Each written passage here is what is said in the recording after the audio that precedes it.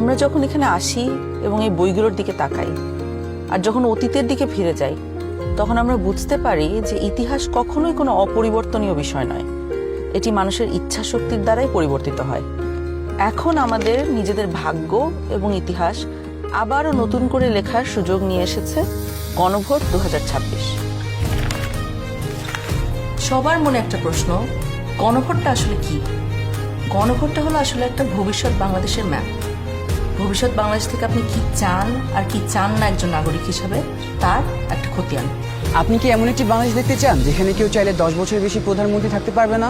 এমন বাংলাদেশ যেখানে সরকার চাইলেই বিরোধী দলের সম্মতি ছাড়া জরুরি অবস্থা জারি করতে পারবে না, চাইলেই জরুরি অবস্থার সময়ে নাগরিকের বেঁচে থাকার অধিকার কেড়ে নিতে পারবে না, চাইলেই এক্সট্রা জুডিশিয়াল কিলিং করতে পারবে না? আপনি কি চান সংসদে একটি উচ্চকক্ষ থাকুক? দলগুলো ক্ষমতায় গিয়ে 2/3 সদস্যের জোরে যেন সংবিধান যেমন ইচ্ছে বদলে না ফেলতে পারে, এটা চান?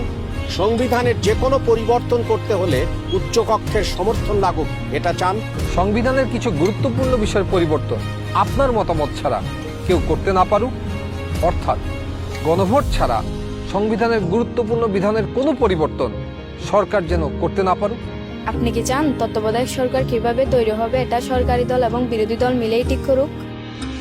একই রকমভাবে নির্বাচন কমিশন, পিএসসি, সিএজি এসব গুরুত্বপূর্ণ নিয়োগে বিরোধী দলেরও ভূমিকা থাকুক? আপনি কি চান সংসদে নারীদের প্রতিনিধিত্ব বাড়ুক? দেশের বিচার ব্যবস্থা সরকারের প্রভাব মুক্ত থেকে স্বাধীনভাবে কাজ করুক, যাতে আমাদের মতন সাধারণ মানুষ বিচার পেতে পারে? আপনি কি চান সব বিভাগীয় শহরে উচ্চ আদালত স্থাপন হোক? ধরেন আপনার স্বজন খুন হয়েছে, সেই খুনের দায়ে দণ্ডপ্রাপ্ত আসামিকে প্রেসিডেন্ট চাইলেই ক্ষমা করে দিতে পারে। আপনি কি চান আপনি অর্থাৎ ক্ষতিগ্রস্ত পরিবারে অনুমতি ছাড়া রাষ্ট্রপতি এরকম কোনো অপরাধীকে ক্ষমা করতে না পারুক?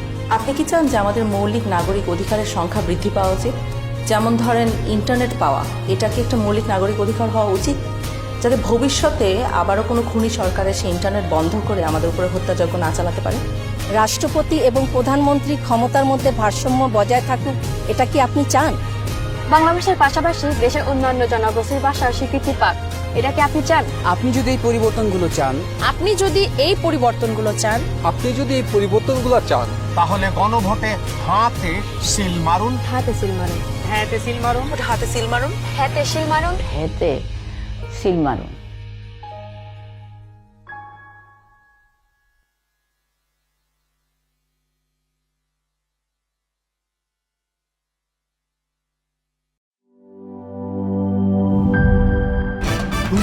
ভয় পাস না, এটা কসমিক ডোর। শব্দের আরেক নাম কসমিক ডোর। এর ওয়াল থিকনেস ও রিপ থিকনেস বেশি থাকায় এটাকে 50 বছরেরও বেশি। কসমিক ডোর, নিশ্চিন্তে 50 বছর।